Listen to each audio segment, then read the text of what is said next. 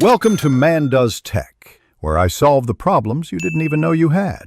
You start now, wash your hands for 20 seconds, and once clean, dry them. Inspect the eye shield for cracks or sharp edges and confirm the correct side, R or L. Prepare a short strip of hypoallergenic tape or a 1-inch strap. Place it within reach.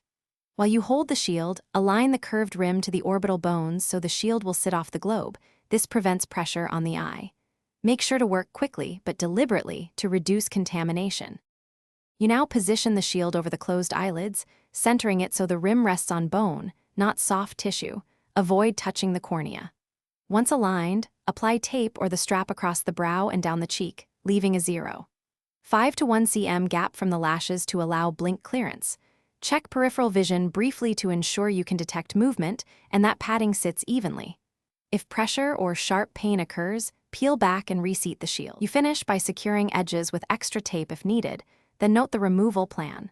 When taking off, peel tape back toward the skin slowly and lift the shield straight off to avoid tugging the eyelid.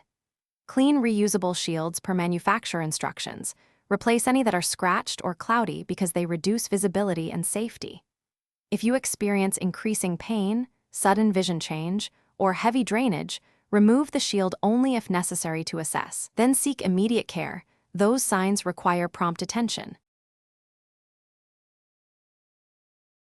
Thanks for watching. If you found this helpful, don't forget to like and subscribe.